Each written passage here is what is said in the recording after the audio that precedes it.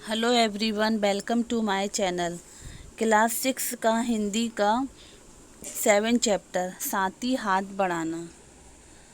साथी हाथ बढ़ाना, एक अकेला थक जाएगा मिलकर बोझ उठाना।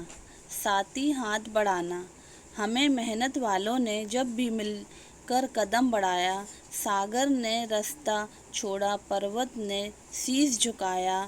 फौलादी है सीने अपने, फौलादी है बाहें, हम चाहें तो चट्टानों में पैदा कर दें राहें। साथी हाथ बढ़ाना। तो इसमें बताया गया है कि इसमें जो कवि हैं साहिर लुधियानवी, वो कहते हैं कि हमें मिलजुल कर रहना चाहिए और कार्य करना चाहिए। तो इस गीत से हमें यह शिक्षा मिलती है कि हमें मिलजुल कर रहने के लिए और कार्य करने की प्रेरणा देता है। किसी भी कार्य को अकेले करने की बजाय मिलजुल कर किया जाए तो काम सरल हो जाता है।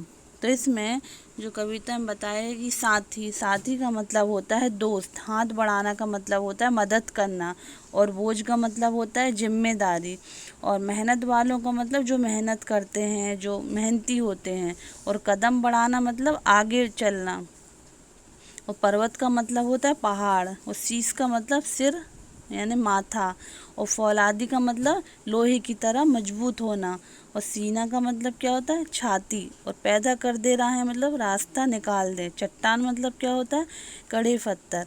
तो इस कविता में कवि कहना चाहते हैं कि अकेला व्यक्ति काम करते हुए थक जाता है, लेकिन यदि हम उसका साथ दें, यदि अगर हम मिलकर काम करें, सहायता करें, तो समूह में काम करें, तो उसके काम का बोझ बहुत कम हो जाता है। तो इसमें यही सिखाया गया है कि हमें मिलजुल कर काम करना चाहिए।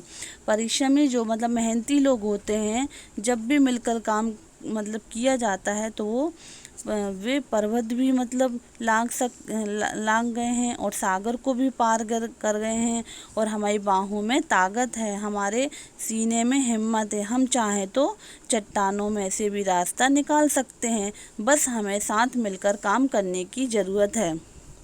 आगे कवि क्या कहते हैं कि मेहनत अपने लेख की रेखा, मेहनत से क्या डरना, कल गैरों की खातिर की, आज अपनी खातिर करना।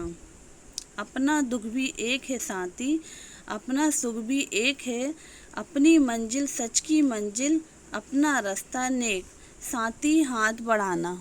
तो इसमें जो लेख की रेखा है वो भाग्य का लिखा, मतलब जो भाग में हमारे लिखा रहता है वो होता है।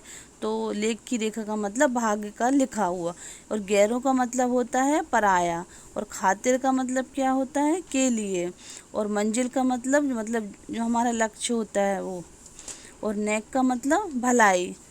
तो इसमें कवि कहते हैं कि मेहनत ही हमारा भाग्य है, हमें मेहनत करना चाहिए, यदि यही हमारा जीवन संवारती है। अगर हम मेहनत करते हैं तो उस मेहनत से हमें अपनी मंजिल मिल जाती है।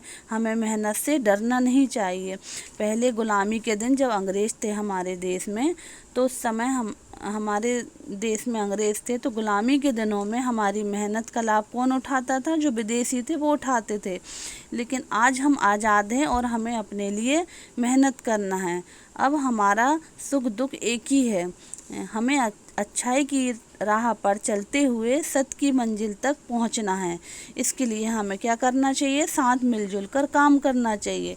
आगे कवि क्या कहते हैं कि एक से एक मिले तो कतरा बन जाता है दरिया, एक से एक मिले तो जर्रा बन जाता है सहरा, एक से एक मिले तो राई बन सकती है पर्वत, एक से एक मिले तो इंसान बस कर ले किस्मत, साथी हाथ बढ़ाना। देखिए इस कविता में कवि ने बहुत अच्छा कहा है। सब पहले इसका अर्थ, तो इसमें दरिया का मतलब क्या होता है? नदी, और जर्रा का मतलब कर्ण, और राई का मतलब सरसों, सरसों के जो दाने होते हैं ना उसको राई कहते हैं, और सहरा मतलब रेगिस्तान, और इंसान का मतलब इंसान होता है, और किस्मत का मतलब भाग्य। तो इसमें कवि कहते हैं कि एक एक बूंद पानी मिलकर नदी का रूप ले लेती है, मतलब एक एक बूंद जब वो बन जाती है एक एक बूंद करके, तो वो बड़े नदी का रूप ले लेती है, और रेत का एक एक कण रेगिस्तान बन जाता है, और राई के समान छोटे छोटे दाने मिलकर पहाड़ पर्वत बन जाते हैं, विशाल पर्वत। और इसी प्रकार यदि एक एक इंसान मिल जाए तो वो मिलजुल कर अपनी किस्मत बदल सकता है और वह भी अपनी किस्मत पर अधिकार कर सकता है। बस इसके लिए केवल साथ मिलजुल कर उसको काम करना चाहिए। इसके जो कवि हैं वो साहिर लुधियानवी हैं। बच्चों, यह कविता आपको कैसी लगी? अगर अच्छी लगी हो तो लाइक करिएगा, सब्सक्राइब करिएगा। Thank you.